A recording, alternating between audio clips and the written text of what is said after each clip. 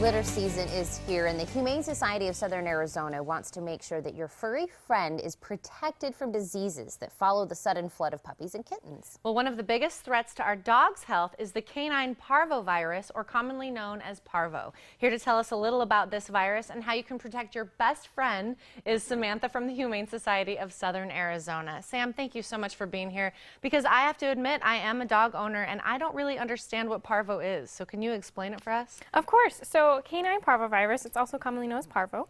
It's a virus that affects the gastrointestinal tract.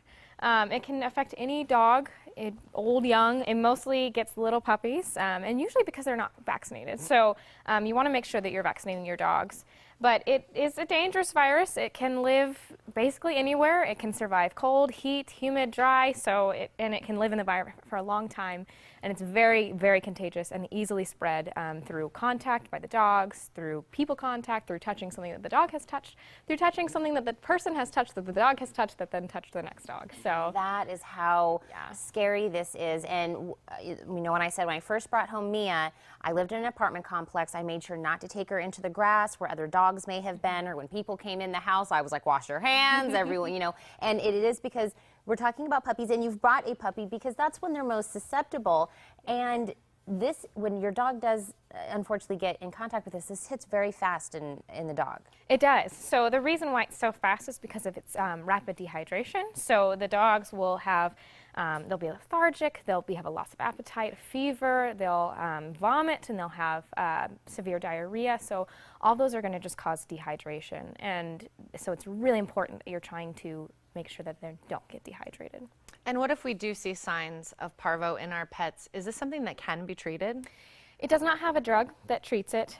So really, if you see a sign, to the vet immediately, so that you can try to keep them hydrated. You can replace their electrolytes, make sure that they're got all the fluids that they need, and try and prevent them from vomiting and having diarrhea as much as you possibly can. Yeah. And we're going back to what you were saying, Marlo, baby. So we were going back to, you know, the ways to prevent this, because we were saying if somebody touches something and then they come and touch the dog, how can we prevent this from coming into our homes with the puppy? So for yourself, practicing really good hygiene. If you're touching dogs and multiple dogs, make sure you're washing your hands between each one.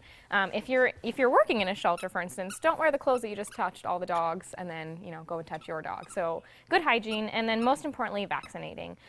So one thing that we're really advocating is vaccinating. So we have vaccination clinics regularly. We also offer 85705 spay neuters, free surgery, and with that you get free vaccinations.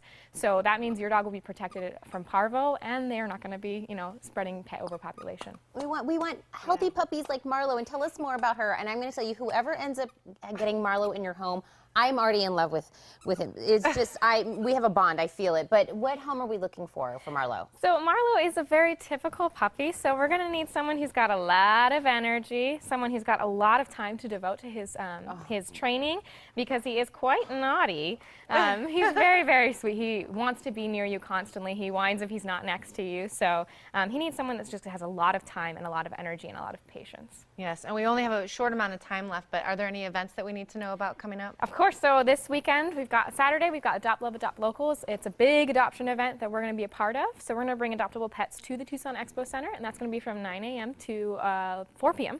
and that on Saturday. And then on Sunday, we have Tails and Ales, which is where the Tucson Roller Derby girls will be washing dogs at the Barrio Brewery. Oh. I think that's so cool. I love that. I love all the events that you do. I love Marlo. I know, she's just in love over here. It's so funny. It is. Marlo was making little noises when I was over doing this segment with Jennifer, and I was like, oh, Marlo was calling for me. So I know that we're going to get a great home for Marlo. Parvo is a great subject that we're covering for people that are getting puppies this time of year. The kids are going to be at home for the summertime, so a lot of parents think that's a good time to bring home a puppy for them. So everybody, please be safe. Sam, this is my favorite day of the week. Thank you so much. We have so much to talk about with the Humane Society. A breakdown of the Humane Society's April events are listed on your screen. Take a look right now, and for more details on each one, you could log on to hssaz.org or call 327-6088.